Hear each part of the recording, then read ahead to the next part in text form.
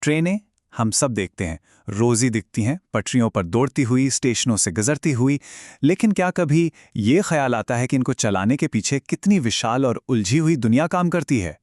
तो आज हम रेलवे संचालन की इसी अदृश्य दुनिया की गहराइयों में उतरने वाले हैं और इसकी जटिलताओं को समझने की कोशिश करेंगे। तो देखिए, इस पूरी कहानी की शुरुआत किसी हाईटेक इंजन या एडवांस सिग्नल से नहीं होती है। नहीं, इसकी शुरुआत होती है इंसान से।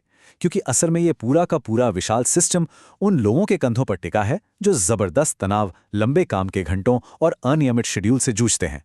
और यही मानवीय दबाव है जो सीधे सीधे सुरक्षा और कुशलता पर असर डालता है। और इसी वजह से जो तकनीकी समाधान है वो इतने ज्यादा जरूरी हो जाते हैं।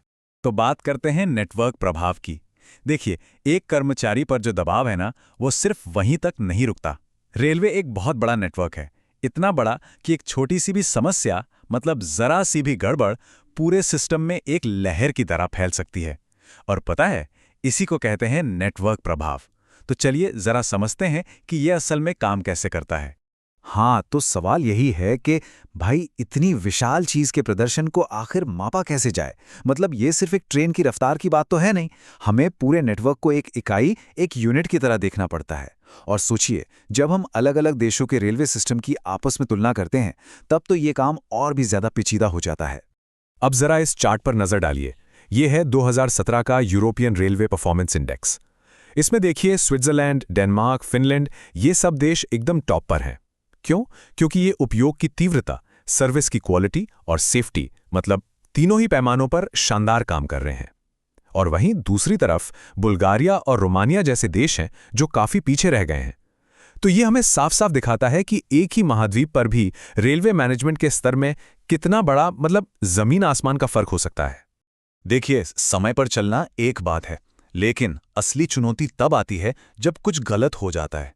एक छोटी सी भी गड़बड़ी, सोचिए बस एक सिग्नल फेल हो गया, और वो एक डोमिनो की तरह एक के बाद एक देरी की ऐसी लहर पैदा कर सकता है जो देखते ही देखते पूरे नेटवर्क को अपनी चपेट में ले लेती है। इसी घटना को टेक्निकल भाषा में डिले प्रोपेगेशन या विलंब का प्रसार कहते हैं।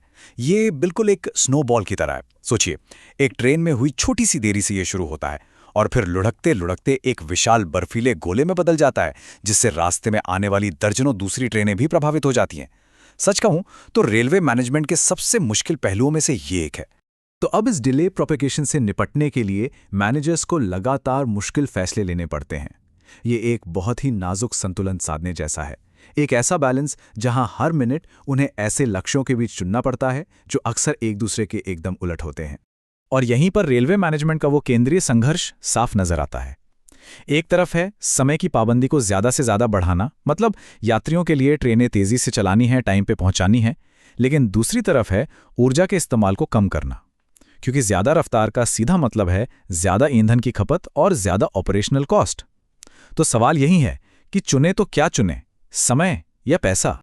तो जब हर फैसला एक समझौता ही हो, तो सही चुनाव किया कैसे जाए? क्या कोई ऐसा तरीका है जिससे समय की पाबंदी और ऊर्जा की बचत दोनों को एक साथ साधा जा सके? खैर, यहीं पर टेक्नोलॉजी एक नई उम्मीद लेकर आती है।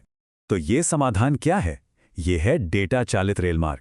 अच्छी बात यह है कि इन सदियों पुरानी समस्याओं के लिए अब नए समाधान आ रहे हैं, और ये सभी समाधान डेटा पर आधारित हैं। तो आइए देखते हैं कि कैसे एक डेटा ड्रिवन रेलमार्ग इस पूरी तस्वीर को बदल रहा है और इन मुश्किल समझौतों को आसान बना रहा है। इस पूरी क्रांति की नींव है रेल का टेलीमैटिक्स। इसे ऐसे समझिए कि यह तकनीक पूरे रेलवे नेटवर्क का एक तरह से नर्वस सिस्टम है। ये हर ट्रेन से उसकी स्पीड, उसकी लोकेशन, इंजन की हेल्थ, तापमान, मतलब सब कुछ रियल टाइम में इकट्ठा करती है।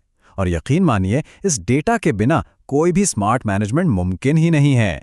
और इसी डेटा का इस्तेमाल करके लॉन्ग ट्रेन इंटेलिजेंस सिस्टम और कंट्रोल फ्रीक जैसे कई इंटेलिजेंस सिस्टम बनाए गए हैं।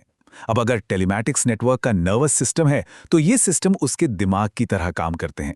ये उस सारे डेटा को एनालाइज करते हैं और बेहतर निर्णय लेने में मदद करते हैं, जिससे कंट्रोल और सटीकता का आप कह सकते हैं एक नया दौर ही शुरू हो गया है। लेकिन सबसे बड़ा और सबसे क्रांतिकारी बदलाव जो आया है, वो सिर्फ ट्रैफिक मैनेजमेंट में नहीं है, बल्कि मेंटेनेंस यानी रख-रखाव के तरीके में है। हम अब उस प्रतिक्रियाशील मॉडल से दूर जा रहे हैं, जहां हम किसी चीज के खराब होने का इंतजार करते थे और फिर उसे ठीक करते थे। अब हम एक भविष्य कहने वाला या कहिए प्रेडिक्टिव मॉडल की ओर बढ़ रहे हैं, जहां खराबी होने से पहले ही उसका अनुमान लगा लिया जाता है। ये स्लाइड मेंटेनेंस के इस विकास को बहुत ही शानदार तरीके से दिखाती है।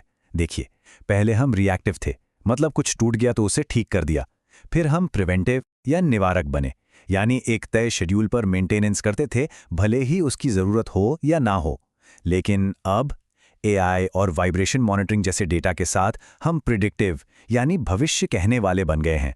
अब हम समस्याओं को होने से पहले ही रोक सकते हैं। तो ये सारी टेक्नोलॉजी हमें आखिर ले कहाँ जा रही है? रेल के भविष्य के लिए विजन क्या है? चलिए अब इन सभी टुकड़ों को एक साथ जोड़कर देखते हैं कि आगे की राह असल में कैसी दिखाई देती है।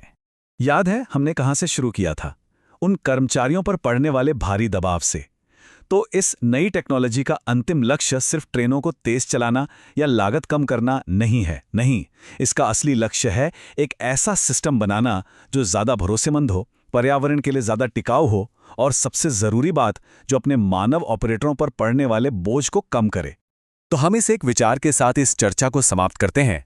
जैसे जैसे हमारी दुनिया एक ज्यादा टिकाऊ भविष्य की ओर बढ़ रही है, क्या ये मुमकिन है कि रेल मार्गों को स्मार्ट बनाना ही उस भविष्य तक पहुंचने की असली कुंजी हो? ये एक बहुत जरूरी सवाल है जिस पर सोचना वाकई बनता है।